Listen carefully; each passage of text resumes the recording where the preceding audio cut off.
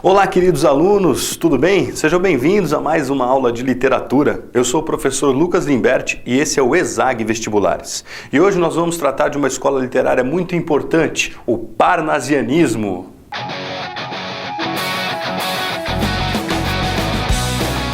O parnasianismo é uma escola literária do final do século XIX que tem uma peculiaridade de existir apenas na França e no Brasil. Então, para você que está estudando, fica mais fácil aí que não precisa nem se preocupar com o parnasianismo português, tá certo? Lá em Portugal, a poesia realista do Antero de Quental, até as discussões lá da Conferência do Cassino Lisbonense, a questão Coimbra, vão, de alguma maneira, se colocar distante do que o parnasianismo vai se estruturar enquanto escola. Então, surge na França com a publicação de uma revista chamada Le Parnasse e vem para o Brasil, tá certo? E aqui ele ganha espaço muito como uma fuga também da realidade.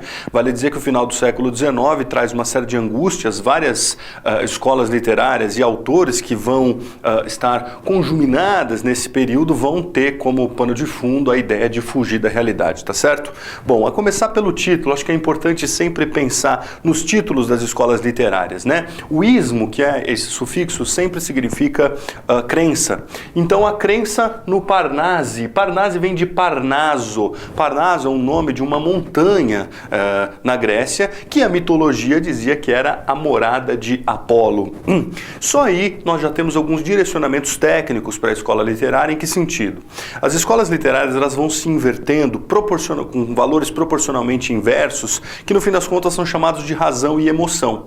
O Nietzsche, o filósofo, Friedrich Nietzsche, filósofo alemão, teorizou isso dando para essas características de razão e emoção nomes de deuses da mitologia. Portanto, os deuses ligados à razão são sempre ligados a Apolo e os à emoção sempre a Dionísio. Por isso nós temos as escolas apolíneas e as dionisíacas. No caso do parnasianismo, até pelo próprio nome, obviamente nós temos uma escola apolínea, ou seja, ligada a Apolo, razão, estrutura, beleza, força. Então, a ideia aqui já começa a trazer para a gente uma ideia de razão. E a razão na literatura sempre aparece preocupada com a forma.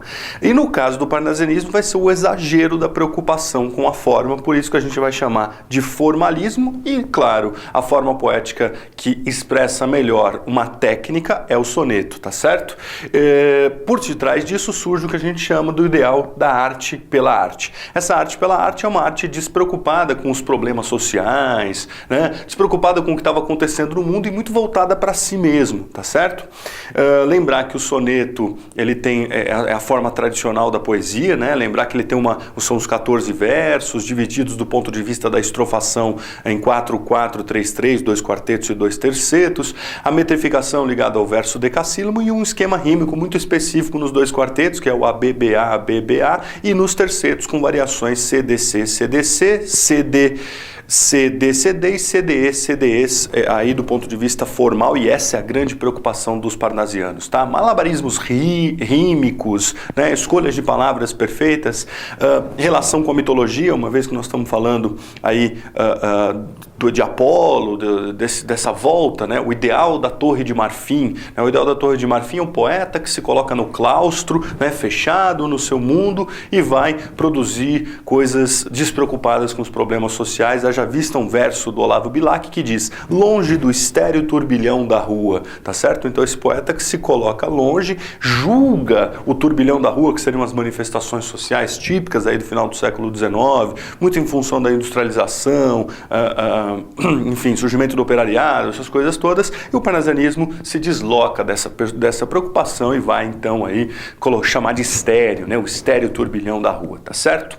Bom, se há uma preocupação formal, há uma despreocupação temática, ou seja, do que se trata a poesia parnasiana? De temas pífios, né? De temas quaisquer, digamos assim. São tradicionais poemas, sonetos, digamos assim, ligados à descrição. Então, fazer uma descrição sobre algo que não tem grande importância, né? É famoso tem um famoso poema do Alberto de Oliveira, que é sobre um vaso chinês ou uma coluna grega, enfim. Fazer uma descrição de algo sem muita preponderância, mas para mostrar destreza na na produção poética, digamos assim. A metapoesia também vai aparecer como uma grande característica parnasiana. Então, assim, se eu não tenho muito do que falar, eu falo sobre o próprio ato de fazer poesia. Não estou aqui desmerecendo as metapoesias, porque metapoesia, a poesia que fala sobre poesia ou poesia que fala sobre o fazer poético, é uma tradição poética de praticamente todas as escolas. A questão é que no parnasianismo ele aparece mais do que as outras, tá certo? Elementos da natureza, então você percebe que não tem preponderância social você fazer um poema sobre o mar, sobre as estrelas e tal, e fatos e personagens antigos que não vão ter preponderância histórica nos valores sociais colocados, tá certo? Então você percebe que do ponto de vista temático, nós temos temas quaisquer, muito levando em consideração o que a gente chama do valor de arte pela arte, e do ponto de vista formal, uma preocupação grandíssima, então um soneto todo estruturado para mostrar de fato essa destreza, tudo bem? Bom, no Brasil nós vamos ter a chamada Tríade Parnasiana, tá? São 3 poetas que se destacaram, tá certo? Alberto de Oliveira, como eu já mencionei para vocês, um parnasiano puro, né? Um poeta que vai levar em consideração essas características ditas anteriormente por mim aqui, a ferro e fogo, digamos assim, né? Vai fazer o poema do vaso chinês, que é muito famoso, o vaso grego, que é aquela, a gente fala, nossa, um poema sobre um vaso, né? Então, isso é um valor parnasiano que o Alberto de Oliveira trouxe pra gente. Raimundo Corrêa, a mesma coisa, tá certo? É um maranhense, Raimundo Corrêa. Tem uma diferença aí que ele começa escrevendo no romantismo, depois se encanta, entra para a turma aí da Tríade Parnasiana e depois, no final da vida, vai escrever para o simbolismo. E o grande destaque da Tríade Parnasiana está com a figura de Olavo Bilac. Olavo Bilac é considerado o príncipe dos poetas parnasianos, tá certo? O grande destaque. O sujeito que fez medicina e depois procurou oficializar a sua poesia, né? Procurou colocar a poesia dele dentro de um Brasil oficial. Olha, ele é um parnasiano, mas tem muita influência do romantismo, ele traz uma força, um sentimentalismo, né? Vale lembrar que Olavo Bilac é o cara que escreveu o hino da bandeira do Brasil, então, né, ele tem essa importância aí histórica também, tá certo? Tem um poema que eu gosto muito do Olavo Bilac, que é o Hora de Reis, de Via Láctea, que você vai perceber que é um poema lindo e tal, mas no fim das contas é uma pessoa que está lá encantada pelas estrelas, é assim, presta atenção, é um diálogo, né? Um homem apaixonado pelas estrelas e um outro sujeito cético fala, nossa, mas como assim alguém pode se apaixonar pelas estrelas? É mais ou menos assim, ó. Ora direis ouvir estrelas, certo, perdeste o senso, e eu vos direi, no entanto, que para ouvi-las muita vez desperto, e abro as janelas pálido de espanto, e conversamos toda a noite enquanto a Via Láctea num palio aberto cintila, e ao vir dos raios do sol, saudoso e em pranto, indas procuro pelo céu deserto.